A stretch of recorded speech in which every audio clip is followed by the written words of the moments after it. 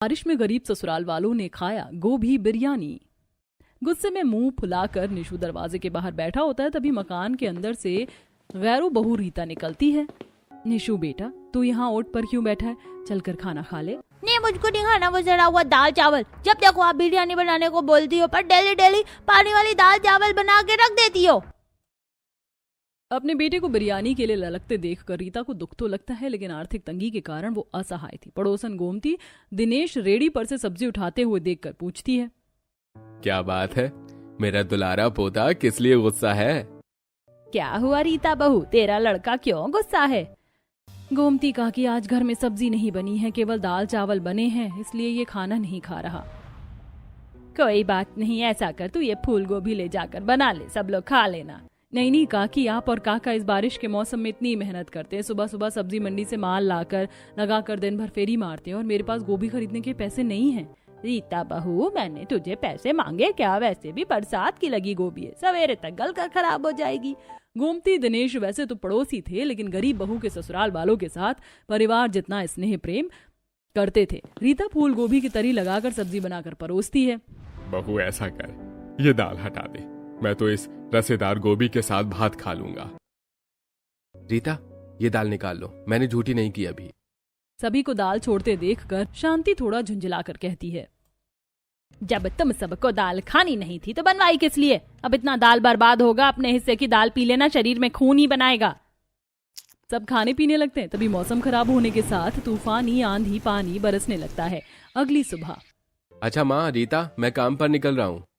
महेश बेटा, बरखा आंधी का दिन चल रहा है, सवेरे से ही आसमान एकदम काला कर रखा है। रीता बहू, पन्नी लाकर महेश को दे दे, ओढ़ लेगा।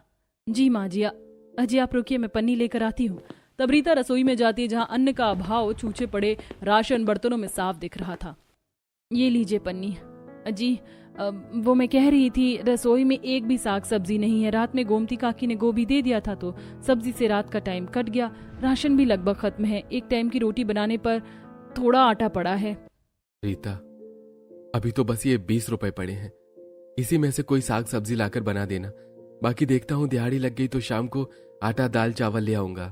शाम में राशन लाने का दिलासा देकर दुखी मन से महेश रोजी भत्ते पर निकल जाता है। जहां मानसून का मौसम अमीरों के यहाँ खुशियों की सौगात बनकर आता है, वहीं गरीबों की चौखट पर बारिश का मौसम गरीबी भुखमरी बनकर आता है। महेश का परिवार भी ऐसे गरीबी से गुजर रहा था। पूरे परिवार के पेट भरवाने का जिम्मा महेश लेकर चला आ रहा था। जिस दिन मजदूरी का काम मिलता तो 2 वक्त का खाने को मिलता, पर बारिश के खराब मौसम में ज्यादातर दिनों में दिहाड़ी नहीं मिलती, तो चूल्हा भी नहीं चल पाता था।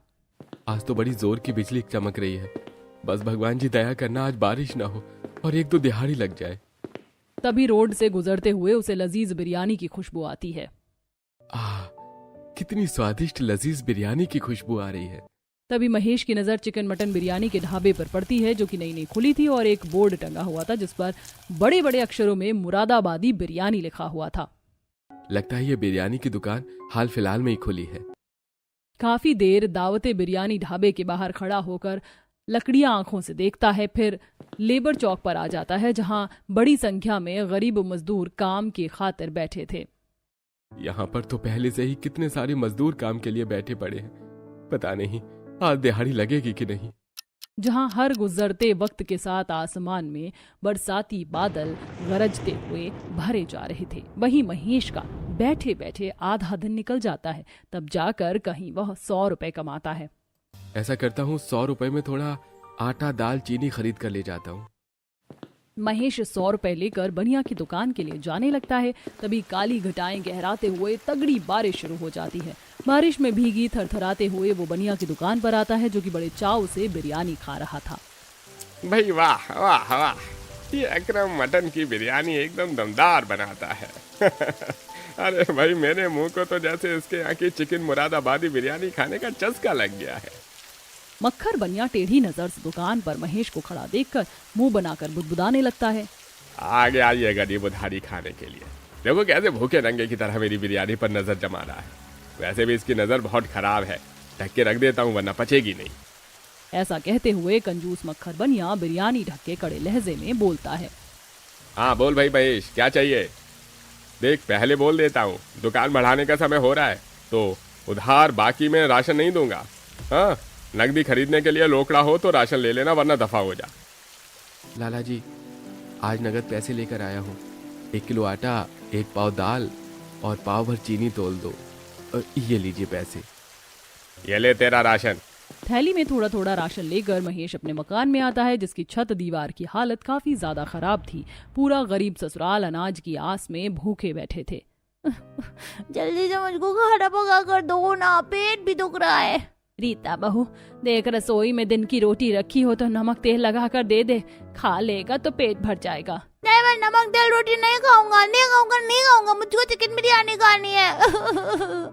निशु को बिरयानी खाने की फरमाइश करते देखकर अतः गरीबी से झुंझलाकर रीता गुस्सा करती है। माँ जी, 2-4 दिनों से लड़का खाने पीने में बहुत नखरे दिखाने लगा है। पता नहीं किसको बिरयानी खाते हुए देखकर आया है, तभी से बिरयानी बनाने की रट लगाई हुई है। आज इसको भूखा रहने दीजिए। रीता बहू, वो तो बच्चा है, उसे हमारी गरीब परिस्थितियों की परख समझ नहीं है। थोड़ा और समझदार हो जाएगा तो देखेगा कि उसका पिता इस बारिश के मौसम में नमक रोटी कहाँ से और कैसे कैसे जोड़ कर ला रहा है। माँ, दादी, बुआ, पिताजी आ गए। भगवान जी, महेश बेटा, तू इतना भीग कैसे गया? कविता, जा जाकर अपने भाई के लिए चूल्हे पर थोड़ी लाल चाय रख दे। बहू, तू उसका सर पोंछ के थोड़ा सरसों का तेल लगा दे। ये भदवा के मौसम की बारिश इंसान को बिस्तर पर पटक देती है। अगर महेश बीमार पड़ गया तो हम घर में दाने दाने के लाले पड़ जाएंगे। रीता, ये राशन भी लेते जाओ और हिसाब किताब से बनाना। जी अच्छा। रसोई में राशन लाकर बहू खाना बनाने में जुट जाती है। इसे 1 पाव दाल में 2-3 टाइम बना लूंगी। अभी रात का टाइम है, 1-1.5 मुट्ठी बना देती हूँ, बाकी सब लोगों के लिए मैं तो चावल के पानी के साथ खा लूंगी। तभी रसोई के अंदर आते हुए अपनी गरीब बहू की बातें शांति सुनकर रोने लगती है। रीता बहू, इतने थोड़े से राशन को ज्यादा चलाने के लिए तो अपना पेट काट रही है। कभी सपने में भी नहीं सोचा था कि इतना ऐसा दिन देखना पड़ेगा जब तक तेरे ससुर जी कमाते धमाते थे, घर में खाने पीने को दुख नहीं था। अब बस मैं किसी कोठी में रोटी बनाने का काम पकड़ लूंगी, जो महीने का 2-3 हजार रुपए मिलेंगे, उसे घर में इकट्ठे राशन डलवा दूंगी। एक अकेले महेश पर सबको बिठाकर खिलाने का बोझ देना सही नहीं। मगर माँ जी, आपका भी तो बुढ़ापे का शरीर है। इतनी उम्र में आप दूसरों के यहाँ खाना पीना कैसे बनाएंगी? आप इन कोठी वाले के स्वभाव को नहीं जानती, बड़े कठोर होते हैं। जितने के पैसे नहीं देते उससे ज्यादा काम ले लेती हैं। बहू, तेरी बात ठीक है, लेकिन ये कोठी वाले अमीर लोग घर का खान पान खास ज्यादा नहीं खाते। हमारी पड़ोसन गोमती जिस घर में लगी है, 8-10 फुलके और 1-2 किस्म की आलू गोभी वगैरह की सब्जी बनाती है। कल मैं बात करके जाऊंगी। कुछ देर में बहू सभी को पतली पानी वाली दाल के साथ चावल परोसती है, जिसे देखकर मनीष निशु मुंह बना लेते हैं। माँ, तुमने आज फिर से पानी वाली दाल और चावल बनाए, मैं नहीं खाऊंगा इस तरह का खाना। मुझको भी ये गरीबों वाला खाना नहीं खाना। जब देखो डेली डेली ये फीके से दाल चावल बनाती हो, कभी भी कुछ अच्छा नहीं बनाती हो। बारिश के मौसम में हमारे सारे पड़ोसियों के यहाँ बिरयानी बनती है, बस हमारे गरीब घर में नहीं बनती है। दोनों बच्चों के मुंह से बिरयानी खाने का जिक्र सुनकर रीता भड़क जाती है। तुम दोनों भाई बहन की जीभ ज्यादा ही चटोरी होती जा रही है। जब देखो बिरयानी बिरयानी बिरयानी। बिरयानी बनाने में अच्छा खासा खर्चा लगता है। महंगे रेट का चावल, चिकन, मटन लगता है, तब बनती है बिरयानी। तभी तरसते मन से बूढ़े ससुर हरिचरण ने कहा, बहू, इतने सादे से दाल चावल हलक से नीचे नहीं उतरता।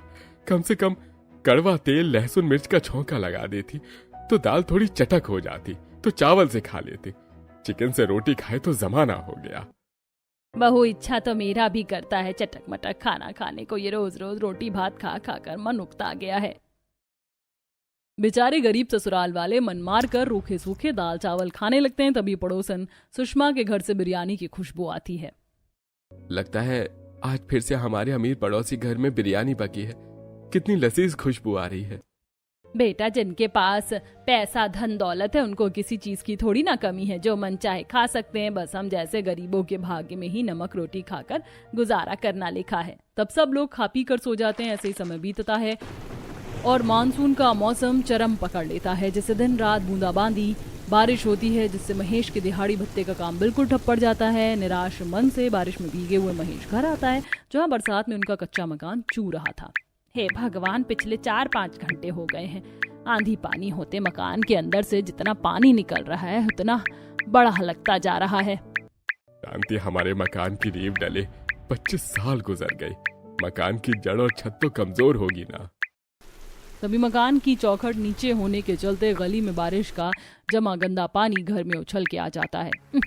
भगवान जी, ये बारिश का पानी कितनी गजब की दुर्गंध मार रहा है, जैसे कि गटर का गंदा पानी हो।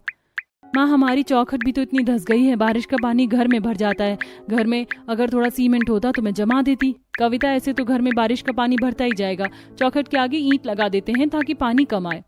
तब दोनों ननद भाभी चौखट के आगे ईंट लगा देती हैं। रह रहकर बिजली चमक रही थी। कुछ देर बाद बारिश छूट जाती है। निराश मन से महेश घर आता है। हाजी, आप आ गए, मुझे थोड़े पैसे दे दीजिए, बनिया के पास से थोड़ा आटा लेके आती हूँ। रीता, आज बारिश के चलते एक भी दिहाड़ी नहीं लगी। तुम्हें जो जरूरत लगे लाला के यहाँ से उधार में ले आओ, काम चलेगा तो मैं चुका दूंगा। जी ठीक है। तब गरीब बहू झोला लिए बनिया के पास आती है, जहाँ सुषमा की अमीर घमंडी बहू पल्लवी सामान ले रही थी। ये लीजिए भाभी जी, आपका सफोला ऑयल और 1 किलो घी। भैया, घी प्योर देसी घी है ना? थर्ड क्लास चीजें मत चिपका देना। अरे भाभी जी, बिल्कुल निश्चिंत रहिए, मैं ग्राहक देख कर सामान देता हूँ। कौन कितना महंगा खा सकता है, कौन सस्ता। और बताइए क्या चाहिए? बिरयानी वाले चावल दिखा दीजिए जो हमारे घर में जाता है, 400 रुपए किलो वाला, और बिरयानी मसाला ड्राई फ्रूट भी चाहिए।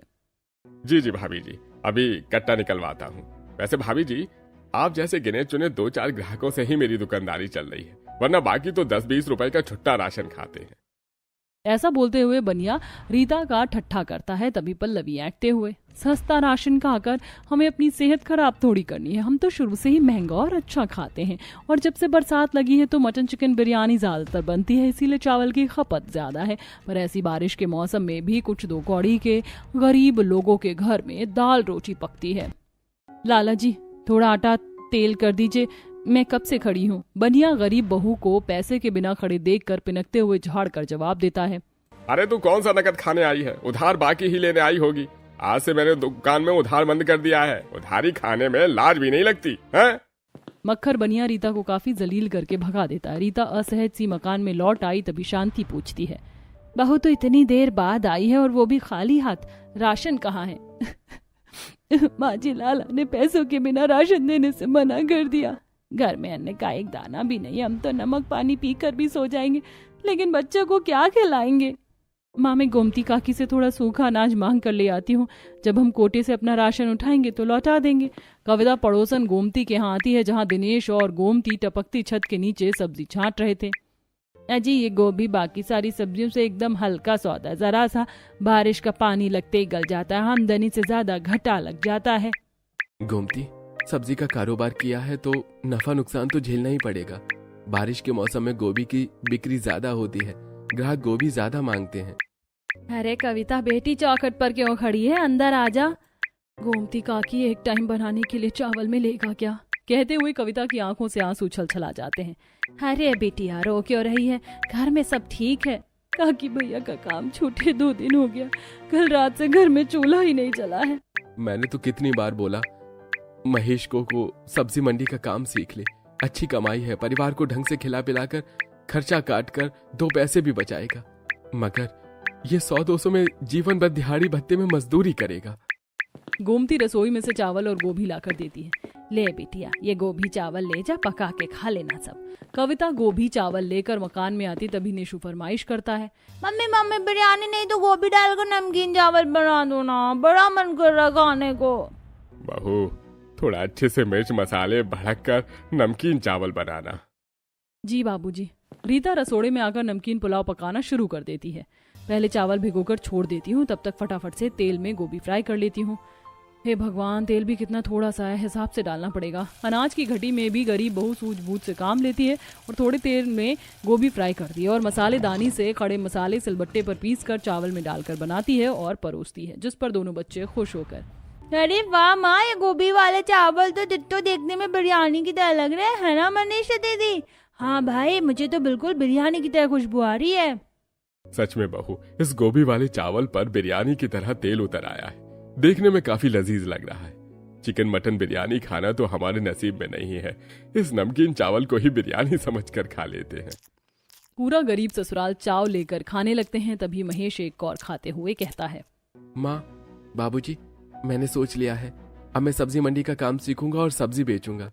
पर महेश बेटा, सब्जी बेचने के लिए कम से कम भी 4-5 हजार रुपए पूंजी लगेगी, कहाँ से लाएगा? बाबूजी, अभी मैं मंडी में सब्जी की बोरी उठाने का काम करूंगा और पूंजी बना लूंगा।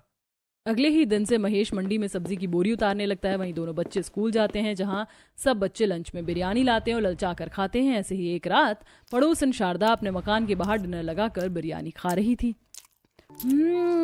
दादी, ये शाही मटन बिरयानी एकदम मस्त तीखी तीखी और टेस्टी बनी है, और इस बिरयानी का चिकन पीस भी खाने में क्रिस्पी डिलीशियस लग रहा है। और ले, मुझे पता है कि बिरयानी तुम दोनों की मनपसंद है, इसीलिए तो बनवाइए, भरपेट अच्छे से खा लो। आर्यन और पलक को चाव से लेकर चिकन बिरयानी पीस खाते देखकर निशु मनीषा आस भरी आंखों से देखते हैं, जिसे शांति का कलेजा कुढ़ने लगता है। बेचारे मेरे पोते पोती कैसे तरसते हुए देख रहे हैं, मगर ये सुषमा इतनी कठोर दिल वाली है कि दोने वाले बिरयानी के मेरे बच्चों को नहीं देगी।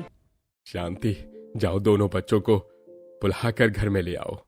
जी। निशु मनीषा, तुम दोनों भाई बहन चौखट के बाहर क्यों बैठे हो? खाना बन चुका है, घर में चलो। दादी, मुझको मटन बिरयानी खानी, हमारे घर में बिरयानी कब बनेगी? निशु बेटा, ये चिकन मटन वाली बिरयानी खाने से पेट बढ़ने लगता है, नहीं खाते हैं। झूठ दादी, आप भी माँ की तरह झूठ बोलती हो। सच तो ये कि हम लोग गरीब हैं और आप बड़ों को, हम बच्चों को बिरयानी खिलाने की औकात ही नहीं है। निशु के ऐसा बोलने पर महेश गुस्से के मिजाज में थप्पड़ मार देता है। तेरी मजाल कैसे हुई दादी को ऐसे बोलने की? जब देखो खाने में नखरे दिखाता है। कविता, बुआ पापा ने मुझे मारा। आजा बुआ के पास आजा निशु। जहाँ एक तरफ गरीब परिवार के बच्चे बिरयानी खाने के लिए तरस रहे थे, वहीं सुषमा के अमीर परिवार में खाने से ज्यादा बिरयानी की बर्बादी होती है।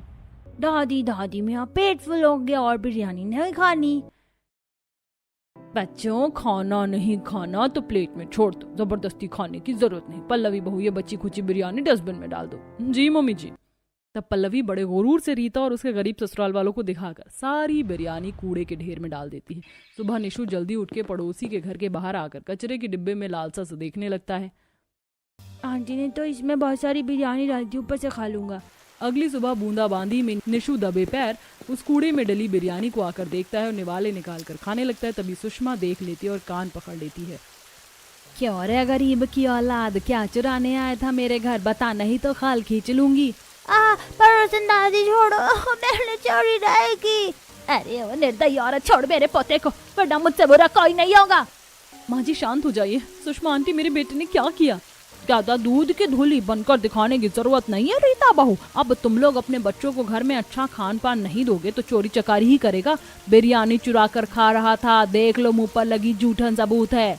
जब पूरे गरीब ससुराल वालों को ये पता चलता है कि निशु ने कूड़े के ढेर में से बिरयानी निकाल कर खाई तो उनका मन टूट जाता है। थोड़ी देर में मंडी से महेश फूल गोभी मटर लेके आ जाता है। माँ देखो, मैं एक कट्टा गोभी मटर लेके आया हूँ, आज से यही बेचूंगा। क्या बात है, आप सब लोग चुप क्यों हैं? कुछ हुआ है क्या?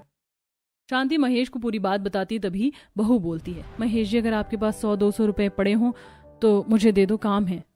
हाँ, 200 रुपए तक तो हैं, ले लो। तब रीता राशन स्टोर से बिरयानी के चावल, खड़े मसाले खरीद कर घर ले आती है और पूछती है, अजी क्या मैं इसमें से 1-2 किलो गोभी निकाल लूं? बहू, तुम सब्जी बनाने के लिए 1 किलो गोभी बहुत रहेगी। माँ जी, आज घर में सादी सब्जी रोटी नहीं, मैं सबके लिए गोभी की बिरयानी बनाऊंगी।